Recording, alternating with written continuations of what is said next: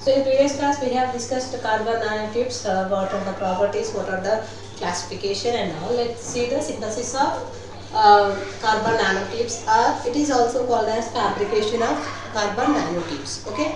So in these three methods are there for the preparation of these carbon nanotubes. So what are those? So first one is laser vaporization method, or we can take carbon arc method, and this chemical vapor desorption method. So there are total three methods are there. So this one, okay. So let's see what is the laser vaporization method. Okay.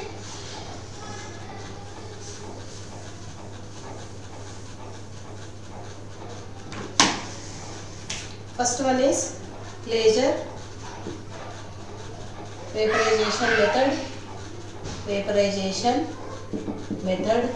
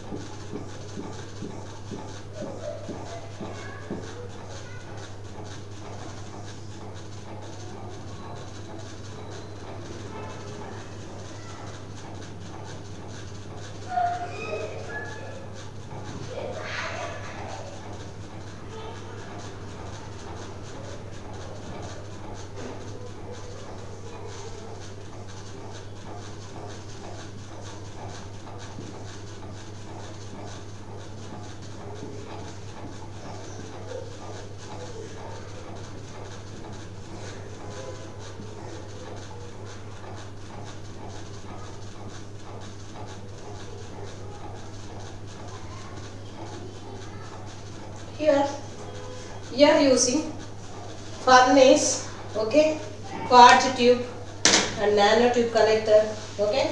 So what is this here? It is furnace, okay.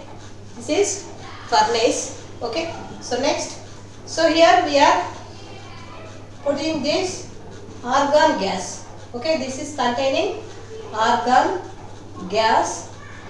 This is quartz tube which contains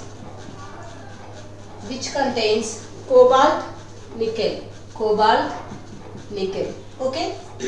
Next, this is a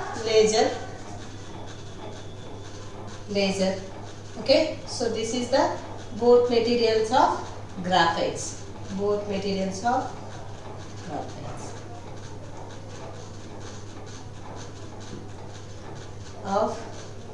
graphite,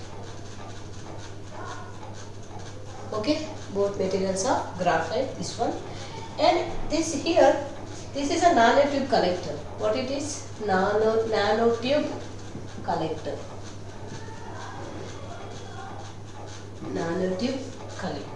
okay. So here we are maintaining this. This is a furnace, this is also furnace, okay. Here 1200 degrees centigrade will be maintained, okay. So here this contains quartz tube contains argon gas and graphite target, okay, target, and these are heated into 1200 degrees centigrade, okay. So this collector rod which is attached to this quartz tube, okay. So this quartz tube contains cobalt and nickel crystals, okay. So here intense pulse incoming from this laser beam, okay, So here intense pulse will come from this laser beam, okay, and it is incident with the target graphite molecules. So this is a means combined with this one, okay. So thereby it produces nanoparticles thereby. So first we have to heat these two furnaces which are placed between this quartz nanotube. This quartz nanotube is filled with the argon gas and which is having laser beams. Here we have to place the graphene, okay, graphite, okay. So graphite sheet, okay. So what will be happening? So there, if you heat the 1200 degrees centigrade, okay, next, and we have to pass the laser also. So thereby this graphite will produce the carbon nanotubes, and these are come out from this nanotube collector. So here this is the collector tube, okay. So here it collect the this one. Okay, particles evaporated, active materials and the carbon particles are evaporated. So argon gas. So here this wipe the carbon particles from high temperature to carbon to coolant tube. Okay, coolant tube, and it produces single walled nanotubes. By this method, single walled CNTs. Okay, so we'll get the single walled CNTs. I hope you understand. First we have to place, so this is the quartz tube, which is having a cobalt and nickel, which is filled with the argon gas, and it is having graphite, and laser beam is there. So first we have to heat up to 1200 degrees centigrade at that time. So this will react. So at that time we have to produce the laser also. So this laser and this at this temperature laser will interact with this one and produces the carbon nanotubes. Okay. So here we can produce single walled CNTs. Okay. So this is about the laser vaporization method. Okay. So let's see the carbon arc method. Okay. This is the first one. Next one.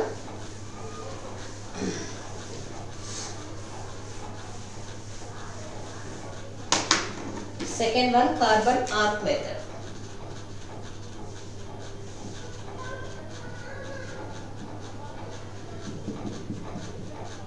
In this method, we have to use 20 to 25 potential apply across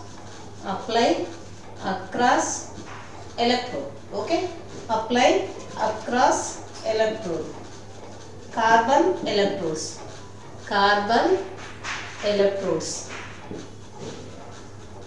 So we have to apply 20 to 25 potential. So between these carbon electrodes, okay, between these carbon electrodes, this electrode separates.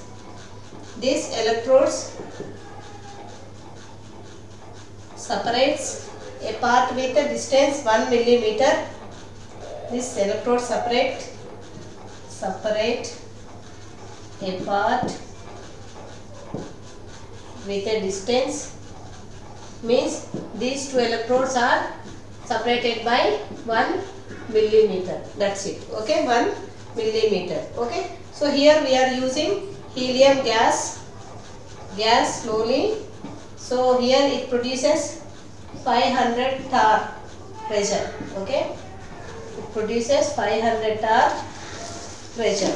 Okay.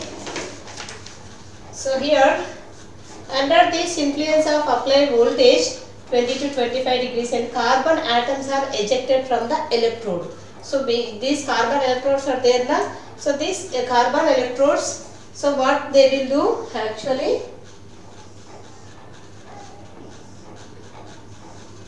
so these are the one in between. So we have to place this He. So these are the, here what is the space here, 1 mm is there. Here we have to apply how much of 20 to 25 approximately volts. We have to apply this one. Okay. So these are the carbon electrode. One is, both are carbon electrode. One is act as a anode and one is act as a cathode. Okay. So here this one is there, and here this is also carbon electrode. This is also carbon electrode, and which is act as a cathode here. Okay, which is act as a cathode here. Okay, this is a cathode. Here it acts as a anode. These two are. Okay. So if you heat this, means if you supply 20 to 25 volts of this one, and in the presence of helium pressure it produces 500 torr pressure.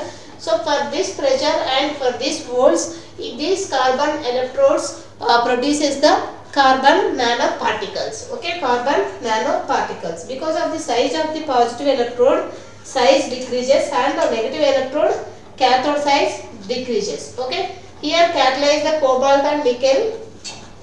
If you use a cobalt and nickel, so we will get single walled CNTs. Okay, if you use a cobalt and nickel, okay, cobalt and nickel facilitates the formation of single walled in the presence of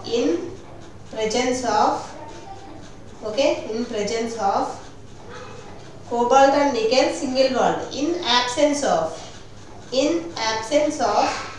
cobalt and nickel, will get the multi-walled CNTs. Okay, it produces multi-walled CNTs.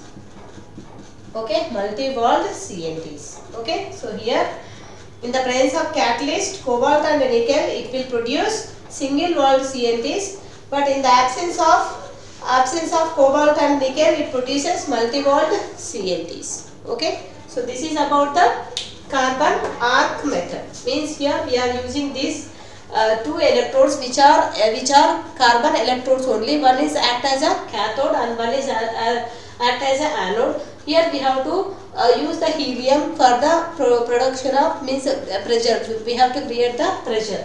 Okay, these are placed in the distance of 1 millimeter. Okay, so here if you use this one in the presence of cobalt and nickel, so what will be produced? It will get single walled carbon nanotubes. Okay, so in the absence of cobalt and nickel, we will get the multi-walled CNTs. Okay, so this is about the carbon arc method. This is about the carbon arc method. Okay, so let's see another method which is chemical vapor deposition method. Okay, so this is the second method. Let's see the third method. So if you give these bolts and these electrodes produces nanoparticles, carbon nanotubes. Okay,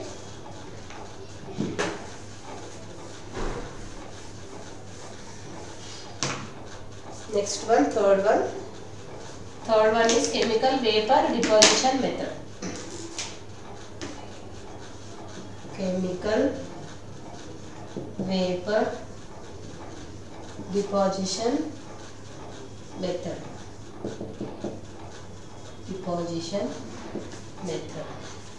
Okay,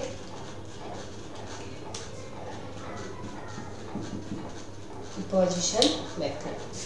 Okay, in this method what will be there? In this method, so decomposition of hydrocarbons.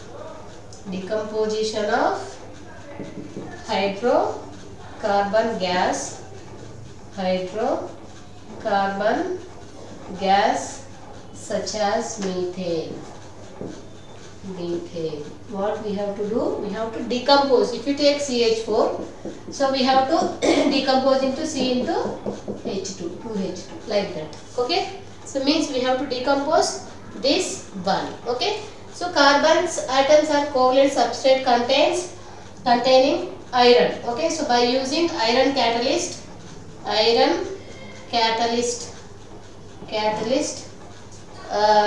this results the formation of nanotubes.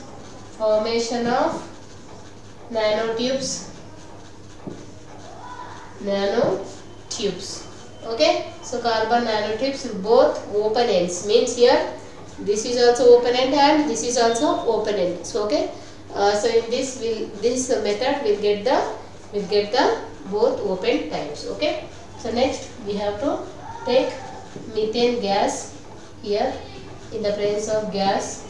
Okay, if you heat this up to 1100 degrees centigrade, what will be there? It will be decomposed. Only carbon atoms on cooler. Okay, here we are using iron catalyst. Okay, we'll get CNTs. So CNTs with open ends. Okay, means if you assume this is a pipe, this is the open end and this is also in this side also open will be there. So this tube is with the open end. Okay, this end is also opened and this end is also opened. Okay, so that's why, so it will give like this. Okay, so it will give the this one. Okay, so next one. So this method involves a decomposition of hydrocarbons such as methane around. So we have to increase this temperature. Then this gas, means this methane gas, decomposes to produce carbon atoms. Then these are cooled into substance. Okay, this method produces both open end tubes, means which we get carbon nanotubes with both open ends, not the closed one. Okay, both open end tubes. Okay, so in presence of iron catalyst we get this one. Okay, so this method allows continuous fabrication of carbon particle and produced useful larger production of nanotubes.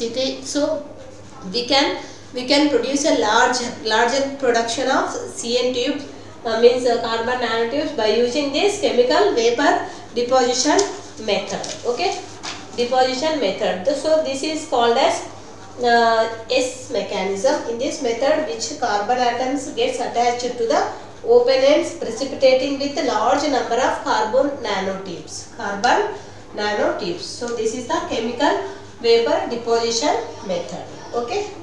So next one, optoelectronics. Next topic, this is the carbon nanotube synthesis. Okay. So means here we are taking methane gas, hydrocarbon. So hydrocarbon is decomposed into carbon and so hydrogen gas will go out. Okay. So here if you heat this methane gas up, at 1100 degrees centigrade in the presence of iron catalyst, so carbon nanotubes will be formed with both open ends. Okay, open ends. Okay, ma'am. So next one.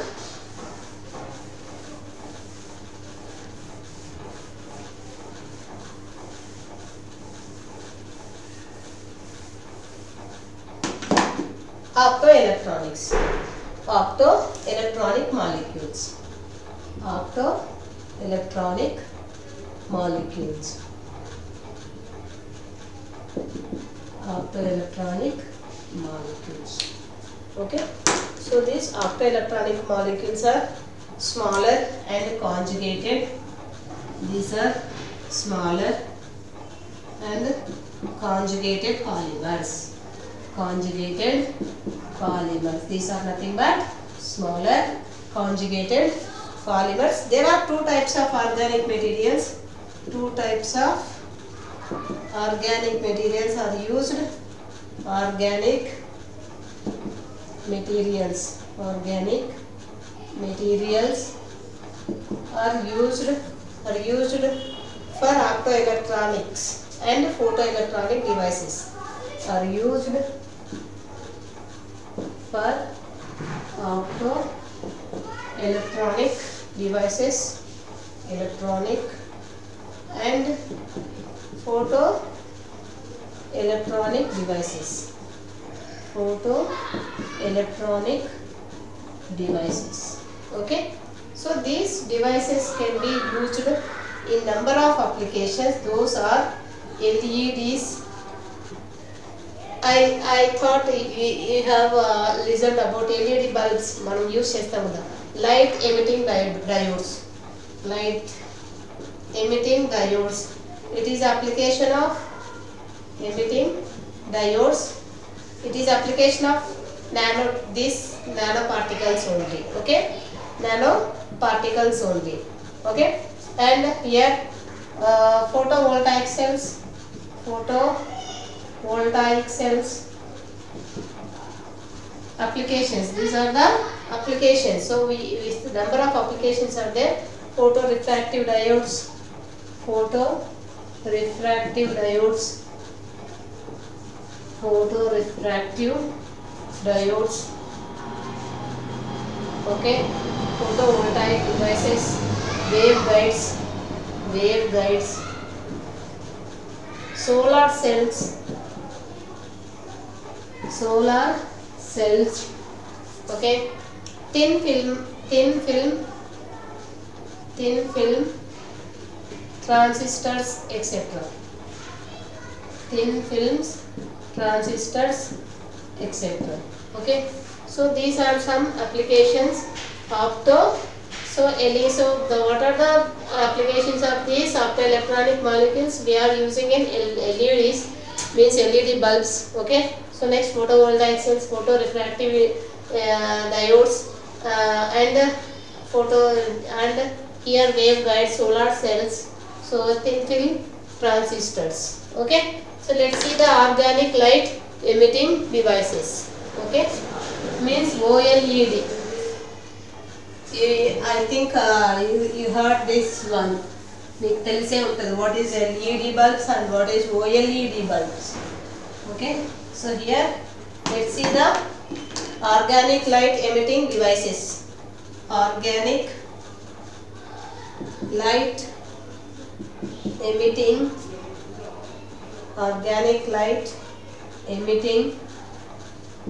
devices. Organic light emitting devices. Okay, so this is nothing but OLED is nothing but OLED is LED only. Okay, LED in which the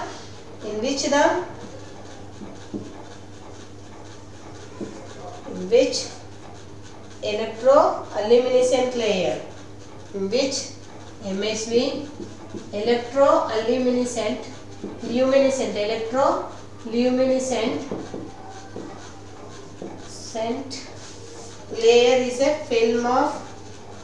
layer is a film of organic compound. We are using organic compound which emits the light. Okay, so that is called as organic light emitting devices. Simply, so we have to take the organic compound which emits the light. Okay, so that is called as organic compound that emits light. Organic compound that emits light in response to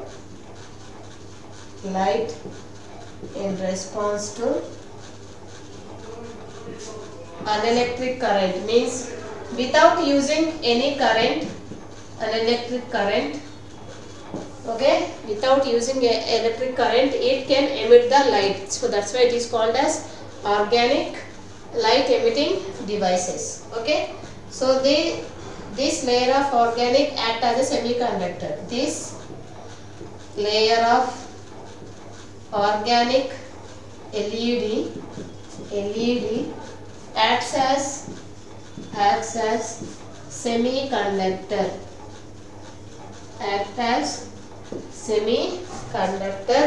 Is situated between two electrodes which are cathode and anode. Okay, cathode and anode.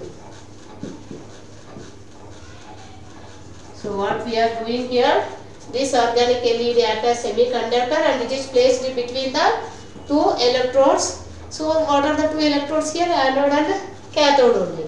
Okay, so these are used digital displays devices. Actually, OLEDs are used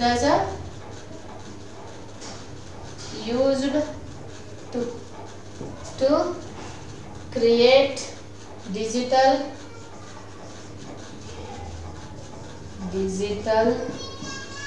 displays in devices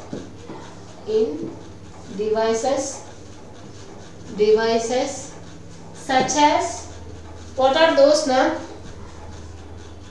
So television screen.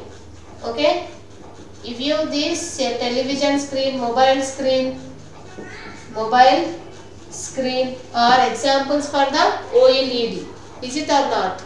Okay, so if you see here how the television screen will be so visible, because of this OLEDs. Okay, because of this OLEDs, so it will be obtained like this. Okay, obtained like this.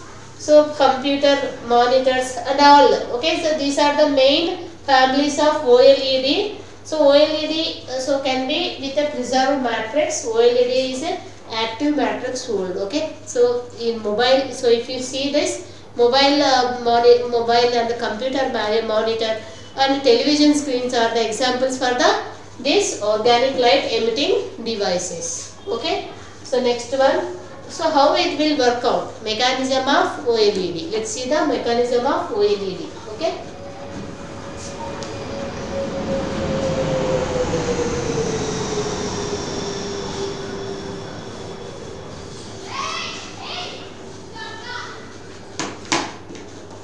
Mechanism of OLED.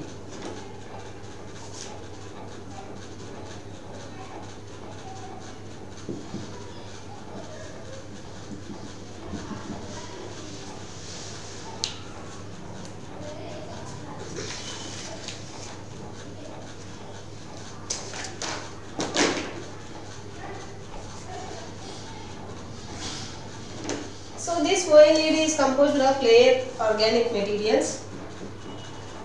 Okay, so I will continue in next class. Okay, thank you.